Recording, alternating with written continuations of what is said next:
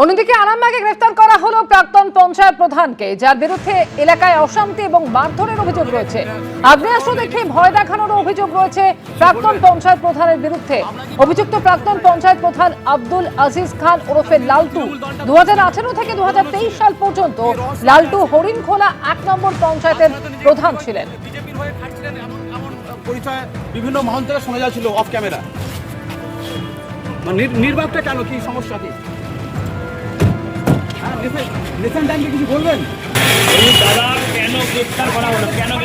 কলকাতায় আরো এক প্রাক্তন তৃণমূল কাউন্সিলরকে গ্রেফতার করা হলো। 129 নম্বর ওয়ার্ডের প্রাক্তন কাউন্সিলর অঞ্জন দাস, তাকে গ্রেফতার করা হয়েছে পর্ণশ্রীতে হামলার অভিযোগে। রবীন্দ্রনগরের বাড়ি থেকে প্রথমে তাকে আটক করা হয় এবং তারপর দফায় দফায় জেরা করা হয়, আর তারপরই গ্রেফতার করা হলো এই তৃণমূল নেতা। তাকে গ্রেফতার করা হয়েছে এবং ধৃত তৃণমূল নেতা অঞ্জন দাসের স্ত্রীও প্রাক্তন তৃণমূল কাউন্সিলর।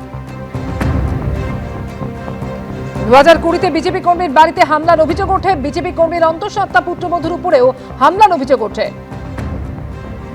কলকাতায় এবার আরো এক প্রাক্তন তৃণমূল কাউন্সিলর গ্রেফতার। মৈক ঠাকুর চক্রবর্তী আমাদের সঙ্গে রয়েছেন। মৈক, ঠিক কোন অভিযোগের প্রেক্ষিতে এই গ্রেফতারি? দেখো, অঞ্জন দাস একে গ্রেফতার করেছে পর্ণশ্রী থানার পুলিশ।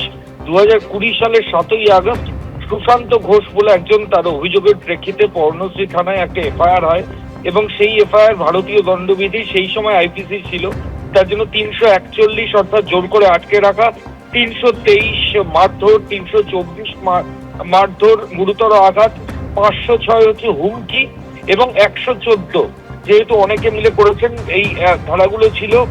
অঞ্জন দাস সহ মোট 7 জনের বিরুদ্ধে এফআইআর রেজিস্টার্ড হয়। এরপর 15ই জুন 2021 তারিখে এটাকে mistakes of fact report, final report জমা পড়ে যায়। এরপর 2026 সালের 31শে মে অভিযোগকারী সুশান্ত ঘোষের স্ত্রী বিজয়া ঘোষ মামলার পুনঃতদন্ত চেয়ে আবার পর্ণশ্রী থানায় আবেদন জানান। সেই আবেদনের ভিত্তিতে পর্ণশ্রী থানার পুলিশ আদালতের অনুমতি চায়। আদালত সেই অনুমতি দেওয়ার পর পুলিশ আধিকারিকরা ইনভেস্টিগেশন শুরু করে এবং সেই তদন্তেই কিন্তু অঞ্জন দাস, তাকে গ্রেফতার করা হয়েছে এবং গ্রেফতার করে তাকে আজকে আদালতে তোলা হয়েছে। যদিও অঞ্জন দাস ছাড়া আরো বেশ কয়েকজন অভিযুক্ত রয়েছে, তারা এখনো পর্যন্ত গ্রেফতার হয়নি, এমনটাই পুলিশ সূত্রে খবর। ধন্যবাদ ময়ূর। উনি যেহেতু বিজেপি প্রেসিডেন্ট, বুথ প্রেসিডেন্ট ছিলেন বলে আমাদের বাড়িতে দীর্ঘদিন ধরে ফোনের পর ফোন হুমকি করতো।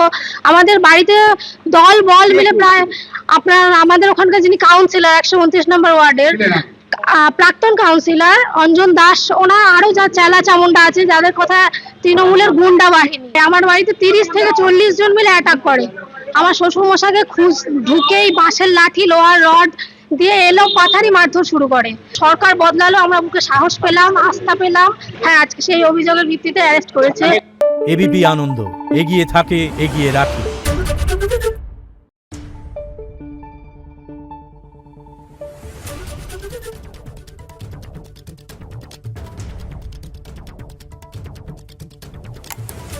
Thank you.